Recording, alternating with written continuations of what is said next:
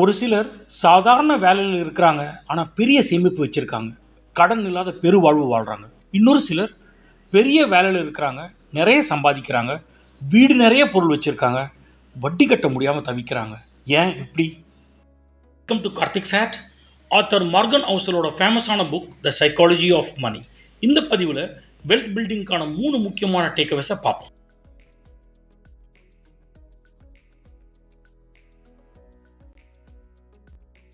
Ronald read ஸ்வீப்பராக வேலை செஞ்சவர், ஆனால் சின்ன சின்ன தொகையை சேவிங்ஸ் பண்ணி ரெகுலராக இன்வெஸ்ட் செஞ்சார். அவர் ஹைபேயிங் ஜாபில் இல்லை, ஆனால் கன்சிஸ்டண்ட்டாக சேவிங்ஸ் பண்ணார்.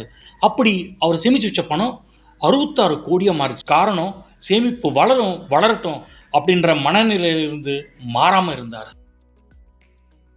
இன்னொரு பக்கம் இவர் ஹைபேயிங் கெரியர் இருக்காரு, சம்பாதிக்கிற மொத்தத்தையும் செலவு செய்கிறாரு, சேவிங்ஸ்னு பெருசாக எதுவும் இல்லை, கிரெடிட் கார்டு பில் கட்ட யோசனை பண்ணுறாரு.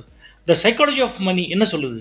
வெல்த் பில்டிங் செய்ய நம்ம படிப்பை விட, நம்ம புத்திசாலித்தனத்தை விட, நம்ம ஃபினான்ஷியல் பிஹேவியர் ரொம்ப முக்கியம். நாம் இன்வெஸ்ட் பண்ணுறோம்னா அதுக்கு ஒரு விலையை கொடுக்கணும். என்ன விலை?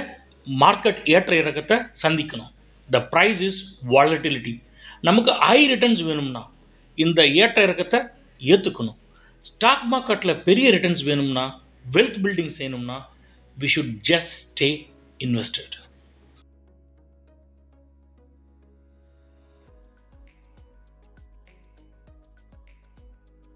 ஒரு சிலர் மற்றவங்களோட ஒப்பிட்டு பார்த்துட்டே இருப்பாங்க, வாழ்க்கையில் திருப்தி அடைய மாட்டாங்க, எதையோ தேடி ஓடிட்டே இருப்பாங்க.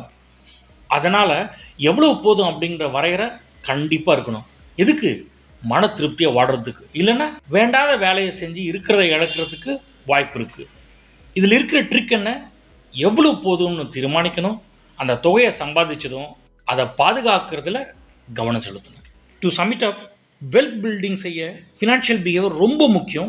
ஸ்டாக் மார்க்கெட் ஃப்ளக்சுவேஷனை கடந்து வரணும், ரொம்ப முக்கியமானது.